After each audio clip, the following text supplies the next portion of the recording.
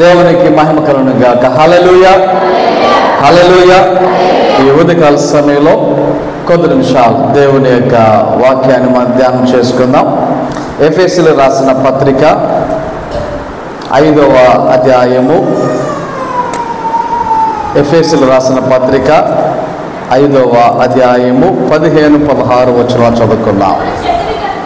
దినములు చెడ్డవి కనుక మీరు సమయమును పోనీయక సద్వినియోగము చేసుకొనొచ్చు, అజ్ఞానుల వలె కాక జ్ఞానుల వలె నడుచుకొనున్నట్లు జాగ్రత్తగా చూచుకొనుడి. చదవబడినటువంటి ఈ యొక్క వాక్యాన్ని ఈ ఉదయకాల సమయంలో కొద్ది నిమిషాలు మనం ధ్యానం చేద్దాం. ఇక్కడ పౌలు గారు ఎఫెసీలో ఉన్నటువంటి సంఘానికి చెప్తున్నటువంటి మాట, ఆయన ఏమని చెప్తూ ఉన్నారు, ఏ విషయం గురించి తెలియచేస్తూ ఉన్నారు అంటే, ఆయన చెప్తున్నటువంటి మాట అజ్ఞానుల వలె కాక జ్ఞానుల వలె నడుచుకొనుడి. మనం ఎలా నడవాలంట జ్ఞానుల వలె నడవాలి. ఇప్పుడు నడిచేటప్పుడు ఎవరైనా చాలా జాగ్రత్తగా ఆచు తూచి నడిచేటువంటి పరిస్థితి మనము కలిగి ఉండాలి. అది సహజం. దిక్కులు చూస్తూ నడిచామనుకోండి, ఏం జరుగుద్ది? ఏమో ఏం తగులుతుందో మనకి, దేన్ని తన్నేస్తామో దేన్ని గుద్దేస్తామో కదా. నడిచినా డ్రైవింగ్ చేసినా మనము వెళ్ళేటప్పుడు అటు ఇటు జాగ్రత్తగా చూసుకొని మనము నడవాలి. ఇందాక మా ఖ్యాతి అనుకుంటా నడుస్తూ పక్క చూసుకుంటూ వచ్చి ఈ బాక్స్ రైలు మీద దండేసింది. అబ్బా అందే, చూసుకొని నడవాలమ్మా అన్నాను. గమనించండి, ఇక్కడ మన యొక్క ఆలోచనలు కొన్నిసార్లు ఏముందలే అనుకుంటూ నాకు నడకొచ్చు కదా, నేను నడిచిన పడిపోను కదా అనే ఉద్దేశంలో ఒకవేళ మనం నడుచుకుంటూ వెళ్ళిపోతాం. మేము నీకు నడకొచ్చు కాదంటుల్లా, పడిపోకుండా నువ్వు నడవగలవు నేను కాదంటుల్లా, కానీ చూసుకోకుండా నడిస్తే ఏం జరిగే అవకాశం ఉంది? ఎదురు దెబ్బలు తగిలే, లేకపోతే గుంటలో పడే పరిస్థితులు అయితే ఉంటాయి కదా. అందుకనే వాక్యం ఏముంటుంది? అజ్ఞానుల వలె కాక, అంటే ఈ లోకంలో ఎలా నడిచేవారు ఉన్నారనమాట. అజ్ఞానుల వలె నడిచేటువంటి వారు అనేక మంది ఉన్నారు. ఒకరిద్దరు కాదు, అనేక మంది ఉన్నారు. రాష్ట్రంలో కావచ్చు, దేశంలో కావచ్చు, ఇతర దేశాలలో కావచ్చు, ఈ లోకంలో అజ్ఞానులుగా నడుచుచున్నటువంటి వారు అనేక మంది ఉన్నారు. అందుకనే ఆయన ఏమంటున్నారంటే, మీరు జాగ్రత్త. ఎలా నడవద్దు? అజ్ఞానుల వలె మీరు నడవద్దు. అంటే మనం నడిచినప్పుడు అంటే కేవలం కాళ్ళతో ఇలా నడిచినప్పుడు మాత్రమేనా జ్ఞానంతో నడవాలి? ఈ ఒక అడుగు వేయాలంటే ఇంకొక అడుగు వేయాలంటే తెలివి కావాలి, జ్ఞానం కావాలి. ఈ ఉద్దేశం ఆయన మనకు చెప్పేది. ఆ ఉద్దేశంతో ఆయన దేవుని యొక్క వాక్యం ద్వారా మనతో మాట్లాడేది. దేవుని యొక్క వాక్యం మనకు తెలియచేస్తున్న విషయం, ఈ లోకములో మన యొక్క ప్రతి పరిస్థితుల్లో ఎలా నడుచుకోవద్దు? అజ్ఞానుల వలె నడుచుకోవద్దు.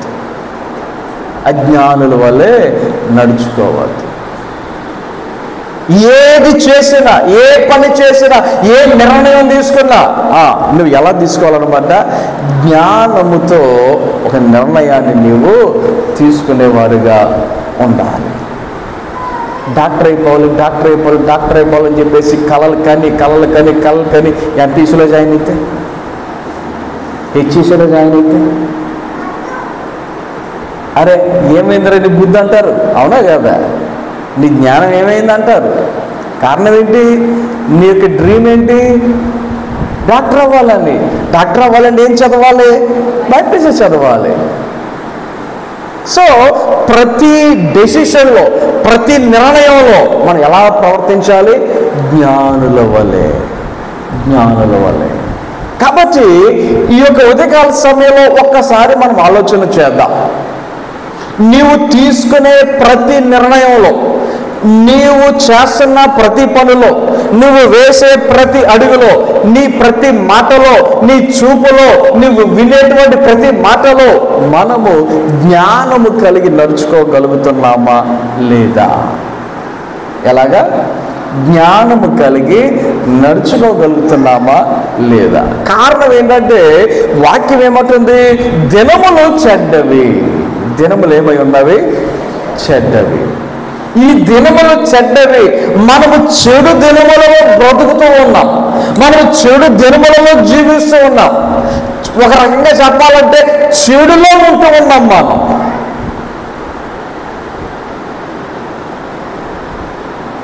కోడి మాంసం ఒకవేళ కొనుక్కుని తెచ్చుకుంటే పెద్ద ప్రాబ్లం ఉండదు, కానీ మన ఇంట్లో కోడి కొయ్యాల్సి వచ్చింది అనుకోండి, కోడి కొయ్యాల్సి వచ్చింది అనుకోండి, ప్రతి దగ్గర చాలా టక టక టక టక టక కోసేస్తారు, కానీ ఒక్క చోట కొద్దిగా జాగ్రత్తగా కోస్తారు.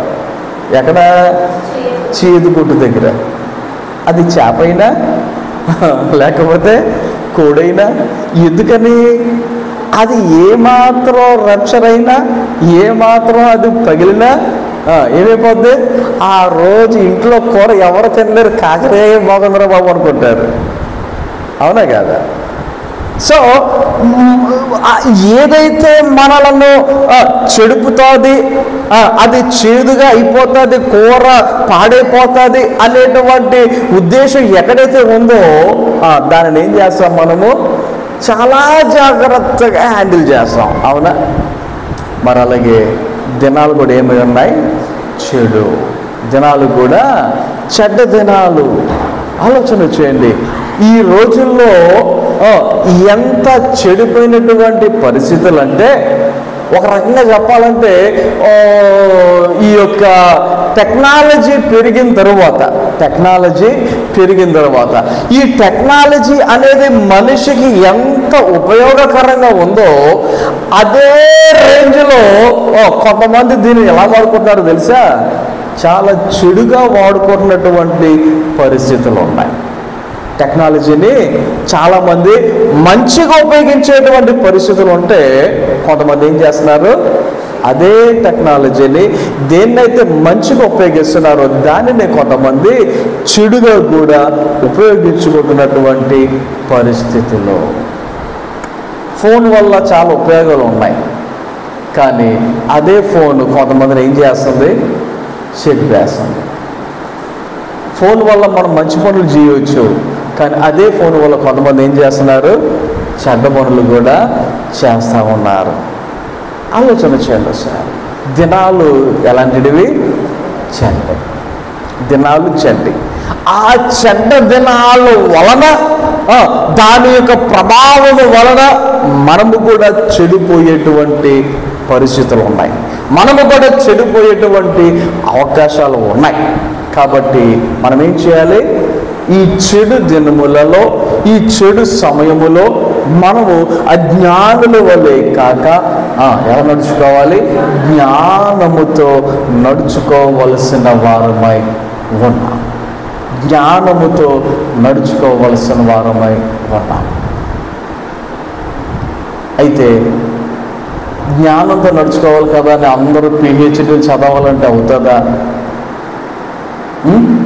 అందరూ PhD చదవాలి, అలా చదివితేనే జ్ఞానము అనుకుంటే అవుతుందా? ఆలోచన చేయండి ఒకసారి. ఇక్కడ దేవుని యొక్క వాక్యము మనకి సెలవించుతున్నటువంటి ఒక విషయాన్ని మీరు అర్థం చేసుకుంటే, ఇది మనకి చెప్పేది లోక సంబంధమైనటువంటి జ్ఞానము గురించి అయితే కాదు, కానీ ఆత్మ సంబంధమైనటువంటి జ్ఞానం, దేవుని సంబంధమైనటువంటి జ్ఞానం, క్రీస్తుకు కలిగినటువంటి జ్ఞానము, ఆయన యొక్క జ్ఞానమును మనము కలిగి ఉండాలి అని దేవుని యొక్క వాక్యము సెలవిచ్చుచున్నది. ఫిలిప్పీయులకు రాసిన పత్రిక 3వ అధ్యాయము, ఫిలిప్పీయులకు రాసిన పత్రిక 3వ అధ్యాయము చూడండి, 8వ వచనం చదువుదాం.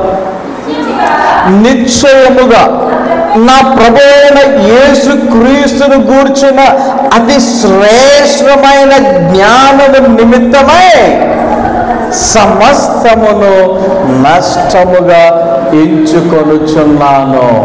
పౌలు గారు చెప్తున్నటువంటి మాట. పౌలు గారు ఏమని ఆయన ప్రకటన చేస్తున్నారు అంటే, ఆయన ఏ జ్ఞానముల గురించి ఆయన ఏం చేస్తున్నారంట? వాక్యంలో మనం చదువుతున్నాం, నా ప్రభువైన యేసుక్రీస్తును గూర్చిన. ఎలాంటి జ్ఞానం అది? అతి శ్రేష్టమైన జ్ఞానము, మామూలు జ్ఞానం కాదు అది. ఇక్కడ అక్కడ దొరికేటువంటి జ్ఞానం కాదు. పోనీ ఆయనకు జ్ఞానము ఎంత అని మనం కొలిచేటువంటిది కాదు. బైబిల్లో జ్ఞానవంతుడు ఎవరు అంటే పక్కన మనకు గుర్తొచ్చే పేరేంటి? సొలొమోను రాజు. ఈ సొలొమోను యొక్క జ్ఞానమును పరీక్షించడానికి కూడా ఒక ఆవిడ వచ్చింది. షేబా దేశము రాణి అని మనందరికీ తెలుసు. అక్కడ ఆమె వచ్చి ఆమె పరీక్షించి ఆమె సర్టిఫికెట్ ఇస్తామో నేనేదో అనుకున్నాను, కానీ ఈయన చాలా జ్ఞానవంతుడు, ఈయన దగ్గర పనిచేస్తున్న మీరు ఎంతటి జ్ఞానవంతులు అని పనివారిని ఉద్దేశించి కూడా ఆమె మాట్లాడినటువంటి పరిస్థితులు దేవుని వాక్యంలో మనము గమనించవచ్చు. అంటే మనిషి యొక్క జ్ఞానాన్ని అంచనా వేయొచ్చు, మనిషి యొక్క జ్ఞానాన్ని అంచనా వేయొచ్చు. దానినే సైంటిఫిక్గా ఏమని చెప్తారంటే ఐక్యూ ఎంతో తెలుసా అంటారు. ఒక మనిషికి ఒక ఐక్యూ అని ఉంటుంది. ఐన్స్టీన్ అనేటువంటి ఆయనకి ఎంత ఐక్యూ అని చెప్పి ఆయన చనిపోయిన తర్వాత మొన్నే రీసెంట్గా ఆయన గురించినటువంటి ఒక డాక్యుమెంటరీ విన్నాను. ఆయన చనిపోయినప్పుడు ఆయనను హాస్పిటల్ తీసుకెళ్తే ఒక డాక్టర్ గారు ఆయన మెదడు దొంగిలించేసాడంట. ఆయన మెదడుని దొంగిలించేసాడంట. దొంగిలించి 30 సంవత్సరాలు దాచిపెట్టాడంట, ఎవరికి కనబడకుండా. 30 సంవత్సరాలు దానిని ఎవరికి కనపడకుండా దాచిపెట్టాడంట. దాచిపెట్టిన తరువాత 30 సంవత్సరాల తర్వాత మొత్తానికి అలాగా ఇలాగా ప్రతి పర్మిషన్ వాళ్ళ కుటుంబ సభ్యుల దగ్గర నుంచి పర్మిషన్స్ ఇవన్నీ తీసుకుని ఆ బ్రెయిన్ని ఎన్నో వేల ముక్కలుగా ఆయన కట్ చేసాడంట. కట్ చేసి ఒక్కొక్క మొక్కను ఒక్కొక్క ల్యాబ్కి, ఒక్కొక్క మొక్కను ఒక్కొక్క దేశానికి, ఒక్కొక్క మొక్కను ఒక్కొక్క రాష్ట్రానికి, ఒక్కొక్క మొక్కను ఒక్కొక్క మరి మంచి సైంటిఫిక్ ల్యాబ్కి పంపించి ఆ యొక్క మెదడుని, ఐన్స్టీన్ యొక్క మెదడుని వారందరూ కలిసి మరి దాని మీద అనేకమైన పరీక్షలు చేస్తే అమ్మో ఆ బ్రెయిన్లో మానవులకు ఉన్నటువంటి సహజమైనటువంటి బ్రెయిన్ కాదు అనేటువంటి అంచనాకు వచ్చేసారు. లాస్ట్కి తీరా చూస్తే ప్రతి మనిషికి బ్రెయిన్ ఎంత ఉంటుందో అందరితో పోలితే ఈయనది కొద్దిగా చిన్నదంట, అందరితో పోల్చుకుంటే ఈయనది చిన్నదంట. కానీ ఎంత బుర్రో చూడండి ఒకసారి, ఆయనది ఎంత బుర్రో. ఐక్యూ చాలా ఎక్కువ అయింది, ఆయనకు ఐక్యూ చాలా ఎక్కువ. 5 సంవత్సరాల వరకు నోట్లోంచి మాట రాలేదంట ఆయనకి. 5 సంవత్సరాల వరకు ఆయనకి అమ్మ, నాన్న, డాడీ, మమ్మీ అని పిలవడం కూడా రాలేదంట. తల్లిదండ్రులు అరే మా ఓడేంటి నోట్లో మాట్లాడతలేదు, మా పిలవటలేదు, మమ్మీ అంటలేదు, డాడీ అంటలేదు అన్నట్టుగా అనుకునేవారంట. ఆలోచన చేయండి ఒకసారి.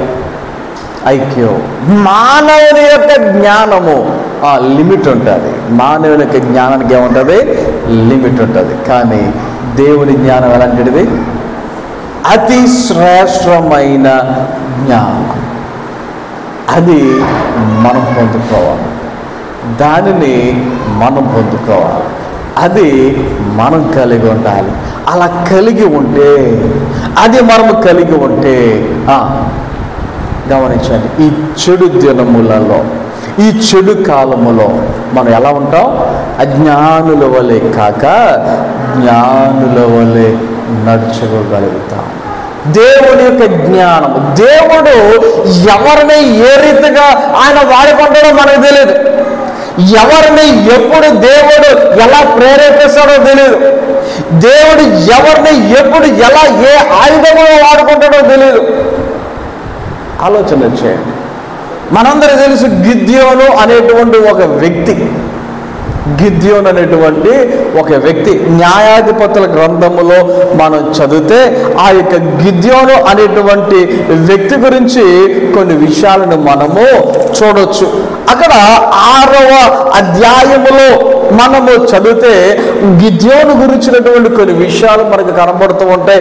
గిద్యోను తన పని తాను చేసుకుంటూ ఉండగా ఒకరోజు దేవుని యొక్క దూత గిద్యోను దగ్గరికి వచ్చి కనబడి మాట్లాడుతున్న మాట 12వ వచనంలో కనబడుతుంది.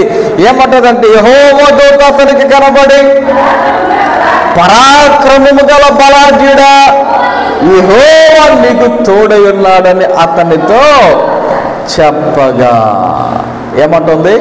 పరాక్రమము గల బలాఢ్యుడా. ఈయనకి అర్థం కావట్లా, గిద్యోనికి అర్థం కావట్లా. నేనేంటి బలాఢ్యుడు అంటుంది ఏంటి? నేనేదో నా పని నేను చేసుకుంటా ఉంటే, నేనేదో నా పొలంలో నేను నా పని చేసుకుంటూ ఉంటే, నేనేదో నా యొక్క గోధుమల పని నేను చేసుకుంటూ ఉంటే నా దగ్గరికి వచ్చి పరాక్రమ గల బలాఢ్యుడు అని చెప్పేసి అంటున్నారు ఏంటి? ఆలోచన వచ్చేయండి. ఇప్పుడు ఎవరైనా మన దగ్గరికి వచ్చి ఒకవేళ ఏదైనా ఈ యొక్క రాజ్యాన్ని జయించిన వీరుడా అన్నారనుకోండి, మనకు ఎలా ఉంటుంది? వాడపల్లిని నడిపించే సర్పంచ్ అన్నారనుకోండి, మన సర్పంచ్ కాకపోయినా మనకు ఎలా ఉంటుంది? విచిత్రంగా ఉంటుందా ఉండదా? గిద్యోనుకు కూడా అదే అనుభవం. అరే నేనేంటి ఒక సామాన్యమైన వ్యక్తిని, నేనేంటి ఒక నా పొలంలో నా పని నేను చేసుకుంటూ ఉంటుంటే నా దగ్గరికి వచ్చి పరాక్రమము గల బలాఢ్యుడు అని చెప్పేసి అంటాం ఏంటి? ఈయనకి అర్థం కాలేదు. అయితే దేవుడు చెప్తా ఉన్నాడు, లేదు, నేను నీకు తోడే ఉన్నాను. నువ్వేం చేస్తావు? ఇశ్రాయేలీయుల కొరకు మిద్యానీయుల చేతుల నుండి నువ్వు నీ యొక్క ఇశ్రాయేలీయులను నువ్వు కాపాడుతావు. అంటే గిద్యోను నమ్మశక్యము కానటువంటి పరిస్థితి. దేవునికి టెస్ట్ పెట్టాడు, 3 సార్లు పెట్టాడు టెస్ట్. ప్రభువా నిజంగా ఇది నీవైతే ఎలా చేయి, అలా చేయి. ఈ యొక్క 6వ అధ్యాయములు మీరు చదివితే ఈ విషయాలన్నీ మీకు కనబడతా ఉంటాయి. అయితే దేవుడు గిద్యోను చెప్పినట్టుగా అవన్నీ చేశాడు. ఇంకా గిద్యోను రెడీ అయ్యాడు. దేవుని యొక్క మాటను నమ్మి రెడీ అయిపోయిన తర్వాత కొంతమంది జనాలను పోగేసుకున్నాడు. వీరులు, శూరులు, లేకపోతే బలాఢ్యులు, లేకపోతే పరాక్రమం గలవారు, లేదా యుద్ధానికి బాగా మంచిగా కనబడుతున్నటువంటి ప్రతి ఒక్కరిని పోగేసుకున్నాడు. ఎంతమందిని పోగేసుకున్నాడు తెలుసా? 32,000 మందిని. ఎంతమందిని? 32,000 మందిని పోగేసుకున్నాడు. దేనికి? ఇశ్రాయేలీయులకు యుద్ధములో మిద్యానీయుల దగ్గర నుండి విజయాన్ని పొందడానికి, మిద్యానీయుల చేతుల నుండి ఇశ్రాయేలీయులను కాపాడుకోవడానికి 32,000 మందిని అతను సమకూర్చుకున్నట్టుగా దేవుని యొక్క వాక్యములో మనకు కనబడుతూ ఉంటుంది. 7వ అధ్యాయంలో ఈ విషయాలు మనకు కనబడతాయి. అయితే ఈ 32,000 మంది వచ్చిన తర్వాత దేవుడు చూసి అంటాడు, నో,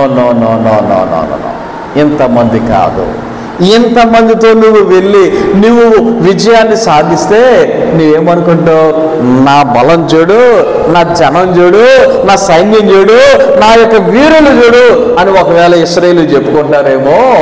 కాబట్టి నువ్వు ఒక ప్రశ్న వేయి, మీలో ఎంతమంది ఎవరున్నారు భయపడి వణుకుచున్నారో? 3వ వచనంలో మీ 32,000 మందిలో ఎంతమంది భయపడుతున్నారు? ఎంతమంది పిరిగివారు ఉన్నారు? ఎంతమంది అమ్మో యుద్ధంలో మిద్యానీయుల చేతుల్లో మేము ఓడిపోతామేమో, చనిపోతామేమో అని ఎంతమంది భయపడేవారు, వణుకుతున్నటువంటి వారు ఉన్నారు? అంటే ఎంతమంది తప్పుకున్నారంట? 22,000 మంది తిరిగి వెళ్ళిపోయారు. ఎంతమంది మిగిలారు? 10,000 మంది మిగిలారు. ఎంతమంది మిగిలారు? 10,000 మంది మిగిలారు. ఎంతమంది వచ్చారు? 32,000 మంది. 32,000 మందిలో 22,000 మంది వెళ్ళిపోతే ఇక 10,000 మంది మిగిలారు. అయితే గిద్యోనికి ఎలాగుంది? అరే 32,000 మందిలో ఒక 2,000 మంది పోయి 30,000 మంది మిగిలిన బాగుండు, యుద్ధం చేసేదో. వాళ్ళేమో చాలా మంది ఉన్నారు, లక్షల్లో ఉన్నారు, మేమేమో 32,000 మంది, ఎలాగబ్బా అనేటువంటి ఆలోచనతో డౌట్తో ఉండాలి. అలాంటిది మూలిగే నక్క మీద తాడిబొండు పడ్డట్టు ఈ 22,000 మంది ఒకేసారి వెళ్ళిపోయేసరికి సర్లే ఈ 10,000 మందితోనైనా వెళ్దాంలే అని చెప్పేసి అనుకుంటా ఉంటే దేవుడు ఏమంటా ఉన్నాడు? ఈ జనులు ఇంకా ఎక్కువ మంది. దేవుడు అంటున్న మాట, ఈ 10,000 మంది తక్కువ అని గిద్యోను అనుకుంటా ఉంటే దేవుడు ఏమంటున్నాడు? ఈ జనులు ఎక్కువ. బాగా ఆలోచన చేయండి. మానవుని యొక్క జ్ఞానమునకు దేవుని యొక్క జ్ఞానమునకు పొంత ఉండదు. అసలు మానవుని యొక్క జ్ఞానానికి దేవుని యొక్క జ్ఞానానికి అసలు లింక్ కనబడదు, మనకి అర్థం కాదు. మనకి దేవుడి యొక్క కార్యాలు అలా ఉంటాయి, దేవుని యొక్క ఉద్దేశాలు అలాగుంటాయి, దేవుని యొక్క క్రియలు అలాగుంటాయి. మనమేమో మన ముందు ఏముంది, మనకేం కనబడుతుంది, మన దగ్గర రిసోర్సెస్ ఏమున్నాయి అన్నట్టుగా మనం మన దగ్గర ఉన్న వాటిని చూసే మనం ఏం చేస్తాం? ఆలోచనలు చేస్తాం. గమనించండి ఒకసారి. మన యొక్క జ్ఞానం ఎంతవరకు అంటే టెంపరీ, ఇప్పుడు లేకపోతే రేపు. మీరు నిజంగా చెప్పండి, రేపు నైట్ ఏ కూర ఉండాలో ఆలోచన చేశారని వచ్చిన ఉన్నారు ఇక్కడ? మొహమాటం లేకుండా నీ చేయి చూపిస్తే అబ్బా మీరు చాలా ఫాస్ట్ ఫార్వర్డ్గా ఉన్నారని నేను మీ గురించి ఆలోచిస్తాను. ఎవరైనా ఉన్నారా రేపు నైట్ ఏ కూర ఉండాలో అనుకుని ఇప్పుడే ఆల్రెడీ నిర్ణయం తీసుకుని వచ్చే వాళ్ళు ఉన్నారా? అబ్బే, మీటింగ్స్ గురించి నేను కొద్దిగా ఇంట్లో రెడీ చేసే లిస్టు, రేపు ఈ వంట, ఎల్లుండి ఏ వంట, అవతల ఎల్లుండి ఏ వంట అన్నట్టుగా నేనేదో మీటింగ్స్ గురించి నేను దాని గురించి ఆలోచన చేశాను తప్ప మంగళవారం మీటింగ్ అయిపోయిన తర్వాత బుధవారం ఏం వండాలో కూడా నాకు తెలియదు, పాస్టమ్ గారు కూడా తెలియదు, ఆలోచనే చేయలే. మన యొక్క ఆలోచన విధానం ఎంతవరకు ఉంటుంది? టెంపరీ. ఈరోజు నైట్కి ఏం వండుకోవాలో కూడా కొంతమంది ఆలోచన చేసి ఉండరు. ఆ టైంకి మీటింగ్ టైం అయిపోతే ఎలా ఉంటుందో ఉన్నదాన్ని బట్టి ఏదో ఒకటి త్వరగా చేసి తినేసి మీటింగ్కి వెళ్ళిపోతాంలే అనే ఆలోచనతో ఉంటుంటారు ఇక్కడ కదా. మన జ్ఞానము, మన ఆలోచన శక్తి ఎంతవరకు? టెంపరీ, అప్పటికప్పుడే. కానీ దేవుని యొక్క ఉద్దేశాలు అయితే, దేవునికి జ్ఞానం అయితే, గమనించండి, మనము ఈ లోకములో పుట్టక మునుపు, ఇంకొక విషయాన్ని మీరు ఆలోచన చేస్తే, జగత్తు పునాది వేయబడక మునుపే దేవుడు ఏం చేశాడు? నిన్ను, నన్ను, మనలందరినీ ఆయన తన యొక్క ప్రణాళిక ప్రకారముగా, చిత్త ప్రకారముగా ఆయన ఏర్పరచుకున్నాడు అని వాక్యాలు చెప్తా ఉన్నాయి. ఆలోచన చేయండి సార్. ఆయన జ్ఞానము అంతలాంటిది. సో గిద్యోను ఏమనుకుంటున్నాడు? అయ్యయ్యో 22,000 మంది వెళ్ళిపోయారు, 10,000 మందే ఉన్నారు, సర్లే ఏం చేద్దాం, ఈ 10,000 మందితో పోరాడదాం అని గిద్యోను ఆలోచన. కానీ దేవుని ఆలోచన ఏంటి? ఈ 10,000 మంది ఎక్కువ, ఈ 10,000 మంది నీకు ఎక్కువ. దేవుడు చెప్పాడు ఏమని? వీళ్ళందరినీ ఎక్కడ తీసుకెళ్ళమన్నాడు? నీళ్ళ దగ్గరకు తీసుకుని వెళ్ళు. వీళ్ళందరినీ నీళ్ళ దగ్గర తీసుకుని వెళ్ళి వాళ్ళందరినీ నీళ్ళు తాగమన్నాడు. వాళ్ళందరినీ ఏం చేయమన్నాడు? నీళ్ళు తాగమన్నాడు. ఆలోచించండి ఒకసారి. ఇప్పుడు మనం నీళ్ళు తాగాలి అంటే మినరల్ వాటరా కాదా అని అడుగుతున్నాం. మనం నీళ్ళు తాగడానికి ఏం చూసుకుంటున్నాం? ఇది తాగేది మినరల్ వాటరా కాదా? అవునా కాదు? ఇంతకుముందు అంటే నేను నా చిన్నప్పుడు నాకు బాగా గుర్తు, కావిళ్ళు వేసుకుని వెళ్ళేవారు గట్టు మీదకి, బిందులు నెత్తిమీద పెట్టుకుని వెళ్ళేవారు ఆడవాళ్ళు కొంతమంది, సంకలో పెట్టుకుని వచ్చేవాళ్ళు కొంతమంది. ఏంటి? దేనికి? తాగే నీళ్ళు తెచ్చుకోవటానికి. మనము ఇంట్లో త్రాగటానికి నీళ్లు తెచ్చుకోవడానికి మగవాళ్ళు అయితే కావుడి మీద, స్త్రీలు అయితే నెత్తి మీదో సంకలోనో పెట్టుకుని మోసుకుని వచ్చేవాళ్ళు ఇన్ని సంవత్సరాలు చూసాను నేను. ఏదో ఒక్కసారి 2 సార్లు చూడటం కాదు, మీకు కూడా గుర్తుని ఉంటుంది. మీ పెద్దోళ్ళకి ఈ నేను చెప్పేది ఒక 30 సంవత్సరాల క్రితం సంగతి, ఇప్పుడుది కాదు. 30 సంవత్సరాల క్రితం పిల్లలు ఇప్పుడబ్బా అని మీరు అనుకుంటారేమో, అప్పుడు మీరు పుట్టలేదు. 30 సంవత్సరాల క్రితం సంగతి నేను చెప్తున్నా. గోదావరిలోకి వెళ్ళి ఏం చేసేవాళ్ళు, కొంతమంది అయితే లోపలికి వెళ్తే ఇంకా బాగుంటాయి, ఇంకా పొద్దుగా లోపలికి వెళ్ళి అక్కడి నుంచి ముంచుకుని నీళ్ళు తెచ్చినటువంటి వాళ్ళ సందర్భాలు కూడా నాకు గుర్తున్నాయి, నేను చూశాను కాబట్టి. తర్వాత ఏమైంది, కొద్దిగా అక్కడి నుంచి తెచ్చుకోవడం తగ్గింది. ఎక్కడెక్కడో ఎప్పుడో కానీ ఎవరింట్లో కానీ పంపు ఉండేది కాదు, నీళ్ళు పంపు. మా ఇంటి దగ్గర ఒక పంపు ఉండేది. ఎంతమంది వచ్చేవాళ్ళు, ఇంచుమించు చుట్టుపక్కల వాళ్ళందరూ వచ్చి మా ఇంటి దగ్గర నీళ్ళు కొట్టుకొని నీళ్ళు తీసుకుని వెళ్ళేవారు. తర్వాత ఏమైంది, గోదావరిలో తగ్గింది, పంపులో నీళ్ళు ఎక్కువైనాయి. ఆ తర్వాత ఏమైంది, స్లోగా ఎవరింటికి వాళ్ళ ఇంట్లోకే పంపులు వచ్చేసినాయి. ఆ పంపులో నీళ్ళు తాగుతాం ప్రారంభించాం. ఇప్పుడేమైంది, కొనుక్కొని తాగే పరిస్థితి.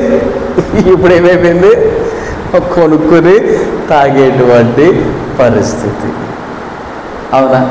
సరే, నీళ్ళు తాగడానికి మనం అంతలాగున ఆలోచిస్తున్నాం. కానీ ఈ 10,000 మందిని ఎక్కడ తీసుకెళ్ళారు? 10,000 మందిని ఎక్కడ తీసుకెళ్ళారు? దిగండ్రా, కాలవో చెరువో మొత్తానికి ఏదో దిగండి అన్నారు. అందరూ దిగారు. ఒక్క కాలు మనం నీటిలో పెట్టామనుకోండి, నీళ్ళు ఏమైపోతాయి, మురికవుతాయి. మన కాళ్ళు ఒక చెరువులో కానీ ఒక కాలువలో కానీ బయట నుంచి తేటగా కనబడచ్చు. అందులో దిగితే ఏమవుతాయి, అవి ఖచ్చితంగా ఏమవుతాయి, కిలికలు అయిపోతాయి. కింద మట్టి పైకి వచ్చేస్తుంది కదా. 5వ వచనంలో చూడండి, అతడు నేల యొద్దకు ఆ జనమును దిగజేసినప్పుడు, అంటే 10,000 మంది నీటిలో దిగారు అంటే ఆ నీళ్లు ఎంత కిలికలైపోయి ఉంటాయి. ఆ నీళ్లు కింద నుంచి ఎంత మట్టి వచ్చి ఉంటుంది పైకి, ఆ నీటిలో ఎంత గలిబిలైపోయి ఉంటుంది. ఆ నీళ్ళు తాగమన్నారు. అంతమందిని ఏం చేయమన్నారు, ఆ నీళ్లను తాగమన్నారు. ఓకే, టెస్ట్ ఇదేంటిది, దాహం వేసింది కాబట్టి నీళ్ళు తాగు, కాబట్టి దాహం వేసిన నీళ్ళు తాగండి, అది కాదు అక్కడ టెస్ట్. ప్రతి ఒక్కరూ ఏం చేయాలి, నీళ్ళు తాగాలి. ప్రతి ఒక్కరూ నీళ్ళు తాగాలి. అందరూ తాగేశారు, అందరూ కూడా నీళ్ళు తాగేశారు. నీళ్ళు తాగిన తర్వాత 2 గుంపులు చేయమన్నారు. నీళ్ళు తాగిన తర్వాత 2 గుంపులు చేయమన్నారు. ఆ 2 గుంపులు ఎవరు? ఆ నీటిని చేతితో తీసుకుని ఇలా తాగినటువంటి గుంపు ఒక గుంపు అంట. ఎలాగా గ్లాసులు లేవుగా ఆ టైంలో, ఏమి లేవు, స్టీల్ గ్లాసులు కానీ లోటాలు కానీ చెంబులు కానీ ఏమీ లేవు. కాబట్టి చేతితో ఇలా తీసుకుని ఇలాగ తాగినటువంటి గుంపు ఒక గుంపు అయితే, ఇంకో గుంపు ఎవరో, అదేంటో మనుషులయ్యిండు కుక్కల్లాగా చేతితో తీసుకుంటూ కూడా బద్ద కనిపించేది ఏంటో, ఆ నీటిలోకి అలాగే ఎంగేజేది అని చెప్పి వాళ్ళ కుక్కల్లాగా వాళ్ళు ఏం చేసేసారు, నీళ్ళు తాగారంట. మనుషులు కుక్కల్లాగా తాగితే ఎలాగుంటుంది, ఇప్పుడు ఒకళ్ళు పెదంతో ఒకవేళ గ్లాసులో నీళ్ళు తాగారు అనుకోండి, పక్కన తాగితే కొంతమంది ఇబ్బంది ఫీల్ అవుతారు. బయట వాళ్ళు అంటే ఖచ్చితంగా ఇంట్లో వాళ్ళు కూడా కొంతమంది ఇబ్బంది ఫీల్ అయ్యేటువంటి పరిస్థితులు ఉండవచ్చు కదా. మరి అక్కడ అందరూ నాలికి బయట మృదని చెప్పేసి ఆ నీళ్లు ఒంగుని తాగుదా ఉంటుంటే ఆలోచన చేయండి. దేవుడు అన్నాడు, రాయ్, 2 పక్కన పెట్టండి. చేత్తో నీళ్ళు తాగిన వాళ్ళు ఒకవైపు, కుక్కలాగా తాగిన వాళ్ళు ఒకవైపు అన్నట్టుగా ఈ 2 పక్కన పెడితే ఎంతమంది అయ్యారంట? చేతితో నీళ్లు తీసుకుని తాగిన వారు కేవలం 300 మంది. మిగతా 9,700 మందిని రే మీరు పోండ్రా ఇంటికి అన్నాడు. దేవుడు ఏమన్నాడు? ఈ 9,700 మందిని ఇంటికి వెళ్ళిపోంటాయి. 32,000 మందితో సైన్యాన్ని సిద్ధం చేసుకుంటే ఎంతమంది మిగిలారు? 300 మంది మిగిలారు. దేవుడు అంటున్నాడు, ఓకే ఇప్పుడు నువ్వు వెళ్ళొచ్చు. ఎక్కడికి? యుద్ధానికి నువ్వు ఇప్పుడు బయలుదేరవచ్చు అంటూ ఉన్నాడు దేవుడు. ఆలోచన చేయండి ఒకసారి. ఇక్కడ నేను చెప్దామనుకున్నటువంటి కాన్సెప్ట్ ఏంటంటే, మానవుని యొక్క జ్ఞానం ఏంటి? 32,000 మందితో వెళ్తే ఏమవుతుంది? విజయం వస్తుంది. 32,000 మందితో వెళ్తే ఏమవుతుంది? ఇశ్రాయేలీయులు మిద్యానీయులను ఓడించవచ్చు. ఇది మానవుని యొక్క జ్ఞానం. దేవుని జ్ఞానం ఏంటి? రే నువ్వు అంతమందితో వెళ్తే నగ్గుతావు. ఎందుకంటే అక్కడ జయాన్ని ఇచ్చేది దేవుడే కాబట్టి ఆయన తెలుసు ఖచ్చితంగా ఇశ్రాయేలీయులు నగ్గుతారని. కానీ 32,000 మందితో వెళ్తే ఇశ్రాయేలీయులు ఏమనుకోవచ్చు? మా బలం చూడు, లేకపోతే నా యొక్క వీరత్వం చూడు అని మీరు అనుకుంటారేమో. అలా నేను ఛాన్స్ ఇవ్వను, అలా నేను మీకు ఛాన్స్ ఇవ్వను. గమనించండి. అంటే ఏ విషయంలోనైనా సరే, ప్రతి విషయంలో, ప్రతి విజయములో, ప్రతి కార్యక్రమంలో, ప్రతి క్రియల్లో మహిమ, ఘనత, ప్రభావములు దేవునికే మనం చెల్లించేవారుగా ఉండాలి. దేవునికే కలిగేటట్టుగా మనం ఉండాలి. కానీ గమనించండి, నేను కష్టపడి, నేను చదివి, నేను రాసి అన్నట్టుగా నేను నేను నేను నేను అని అనుకోకూడదు ఏ విషయంలోనైనా. అయితే దేవుడి యొక్క వాక్యములో మనం ఆలోచన చేస్తే దేవుడు ఇప్పుడు ఏం చేశాడు? 300 మందితో నువ్వు వెళ్ళు. ఇంకా నేను చెప్పవలసినటువంటి విషయాలు కొన్ని ఉన్నాయి. తర్వాత నేను అవకాశం ఉన్నప్పుడు వాటిని తెలియచేస్తాను. అయితే జ్ఞానం గురించి ఆలోచన చేస్తే మానవుని జ్ఞానము ఒక లెక్క, దేవుని జ్ఞానము ఒక లెక్క. ఇప్పుడు మనం ఏం సంపాదించాలి అంటే దేవుని జ్ఞానాన్ని మనము సంపాదించాలి. ఎందుకు దేవుని జ్ఞానం సంపాదించాలి? మనము ఎవరు అంటే ఆయన బిడ్డలు. మనం ఎవరు చెప్పండి? ఆయన బిడ్డలం. ఆయన బిడ్డలమని చెప్పుకుంటున్నటువంటి మనం, ఆయన యొక్క కుమారుడు, ఆయన యొక్క కుమార్తెను అని చెప్పుకుంటున్నటువంటి మనం, మనకి ఎవరి లక్షణాలు ఉండాలి? మనకి ఎవరి లక్షణాలు ఉండాలి? దేవుడి లక్షణాలు ఉండాలి. ఇప్పుడు కొన్నిసార్లు విచిత్రంగా మాట్లాడుతుంటారు కొంతమంది. ఎవరైనా పిల్లలు పుట్టారు అనుకోండి, పుట్టినప్పుడు వాడి దగ్గరికి వెళ్ళి అరే ఈ ముక్కు చూడు, అలా అమ్మ ముక్కు, మరి అలా అమ్మ ముక్కు రావద్దు, పక్కింటి అమ్మ ముక్కు ఎందుకు వస్తుంది? అవునా? అజ్ఞానంగా కొన్నిసార్లు మరి మాట్లాడతారు, రాగా మాట్లాడతారు ఏంటో తెలియదు కానీ అలాగున్నా కొన్నిసార్లు అక్కడక్కడ కొంతమంది మాట్లాడుతూ ఉంటారు కదా. మనం దేవుని బిడ్డలమైనప్పుడు మనము మన తండ్రి అయినటువంటి దేవుని యొక్క లక్షణాలను మనం కలిగి ఉండాలి. అవునా? ఆయన జ్ఞానవంతుడు కాబట్టి మనం కూడా ఎలాగ ఉండాలి? జ్ఞానవంతులుగానే ఉండాలి. ఆయన తన యొక్క పోలికలో మనలను సృజించాడు. దేవుడు ఎలా నిర్మించాడు మనల్ని? మన పోలిక చెప్పులు అని దేవుడు నిర్ణయించుకొని ఆయన పోలికలో మనలను సృజించాడు. అంటే ఆయనకున్నటువంటి పోలికలో జ్ఞానం అనేది ఒకటి. జ్ఞానం అనేది ఒకటి.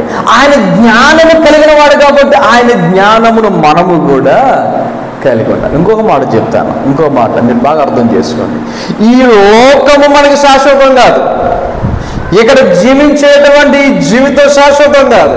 ఇది టెంపరీ. మహా అయితే 50 నుంచి 100 సంవత్సరాల లోపు బ్రతుకుతామేమో, అంత మించి బ్రతికే అవకాశాలు అయితే ఖచ్చితంగా చెప్పగలుగుతాను ఇంకా ఉండనే ఉండదు. ఏదో మన పూర్వీకులు 100 సంవత్సరాలు దాటి బతికారంటే అందులో ఆశ్చర్యులు జనైతాది గారు మనందరికీ తెలిసిన ఆయన 100 సంవత్సరాలు దాటి ఆయన బ్రతికాడంటే అప్పుడు పుట్టిన వాళ్ళకు ఉండేటువంటి ఆరోగ్యాలు వేరే. మరి ఇప్పుడు పుట్టేవాళ్ళు 100 కాదు 50 బతకమనండి, మీకు అర్థమైపోద్ది. ఇంతకుముందు 60 సంవత్సరాలు వచ్చిన తాత మామ అని వెళ్తే నాకు నీ మామలా కనబడుతున్నా అని ప్రశ్నించిన వాళ్ళు ఉన్నారు, నన్నే, ఎవరినో కాదు. మరి ఇప్పుడు పెళ్ళి కూడా కాలేదు, ఇంకా యూత్ పిల్లలుగా ఉండేటువంటి వాళ్ళు మెట్లు ఎక్కిచ్చి అది కూడా వచ్చి కూర్చుంటున్నారు. ఇక్కడ పెద్దలు కూర్చొని మాట్లాడతా. ఆలోచన చేయండి ఒకసారి. మనము ఈ లోకములో శాశ్వతం కాదు, చాలా తాత్కాలికంగా మనము జీవిస్తాం. ఇక్కడ ఈ తాత్కాలికమైనటువంటి ఈ జీవితం అయిపోయిన తర్వాత అప్పుడు ఏంటి? నెక్స్ట్ నిత్య జీవం, అప్పుడు శాశ్వతమైన జీవం, అప్పుడు పరలోకం. ఆ పరలోకములో మనం జీవించాలి. అక్కడ నిత్యము మనము నివాసులుగా ఉండాలి. అక్కడ ఉండాలి అంటే ఇక్కడ తెంగరోళ్ళలాగా మనం ఇక్కడ ఉన్నట్టుగా ఆడ ఉన్నామంటే అలాగా గమనించండి. కొన్నిసార్లు కొంతమంది మైండ్ మెచ్యూరిటీ లేని వాళ్ళు ఉంటారు. వాళ్ళని ఏమంటారంటే తెంగరోళం అంటాం, లేకపోతే ఇంకొక భాషలో ఇంకొక మాటలు ఏమంటాం వాళ్ళని పిచ్చోలు అని కొంతమంది అంటూ ఉంటారు కదా. ఆలోచన చేయండి. అటువంటి వాళ్ళని చూసి మనం నవ్వుకుంటూ ఉంటాం. ఇక్కడ దేవుని జ్ఞానం కలిగి ఉండకుండా నేను పరలోకానికి వెళ్ళిపోతా అని చెప్పి నవ్వుకున్నాం అనుకో, దేవుని జ్ఞానంలో అక్కడ పరలోకానికి వెళ్తాను నేను పిచ్చోళ్ళలాగా చూస్తారు, నేను తెంగరోళ్ళలాగా చూస్తారు. ఎందుకని?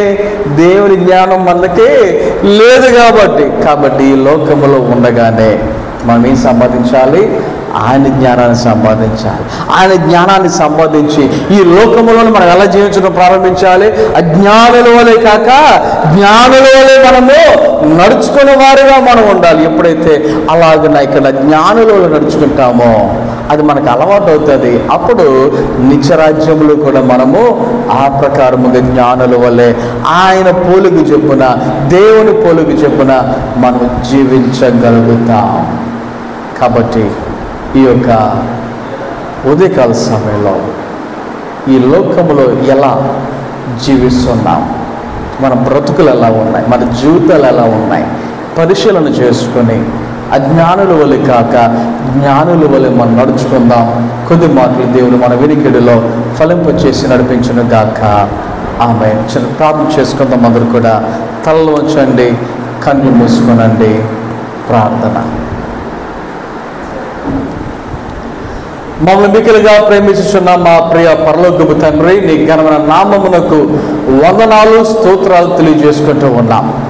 నీ బిడ్డలైన మమ్మల్ని అందరినీ ప్రేమించి ఈ ఉదయకాల సమయంలో నీ సన్నిధిని నడిపించి దేవాన్ని స్తుతించడానికి, ఆరాధించడానికి, మహిమపరచడానికి, నీ వాక్యాన్ని ధ్యానించడానికి దేవా మీరు దీవించి ఆశీర్వదించిన విధానాన్ని బట్టి నీ సన్నిధిలో కానుకలు దేవ అర్పణలు అర్పించడానికి మీరు ఇచ్చిన అవకాశాన్ని బట్టి వందనాలు స్తోత్రాలు. ప్రతి ఒక్కరిని 100 60 30 ఫలింపచేయమని ప్రార్థన చేయించున్నాం. ఎంతమంది అయితే నీ యొక్క వాక్యమును విని ఉన్నారో దేవ ప్రతి ఒక్కరు విన్నటువంటి వాక్య ప్రకారముగా జీవించడానికి, నడవటానికి అజ్ఞానుల వలె కాక జ్ఞానుల వలె నడుచుకునేలాగుగా సహాయం చేయమని ప్రార్థన చేయించున్నాం. అలాగే దేవా ఈ రోజు నుంచి దేవా మరి ఈ రోజు రేపు ఎల్లుండ జరగనున్న సభలలో మీరు తోడుగా ఉండి కృప చూపించమని దేవా నీకు మహిమకరముగా, మా అందరికీ దేవుని కరముగా, గ్రామానికి ఆశీర్వాదకరముగా జరిగించమని మరి ముఖ్యముగా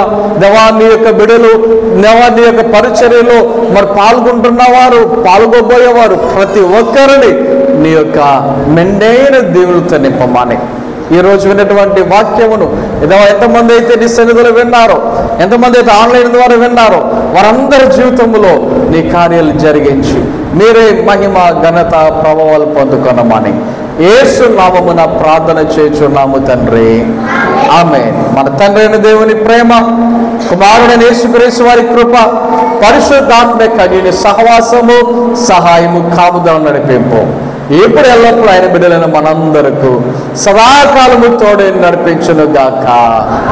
ఆమేన్.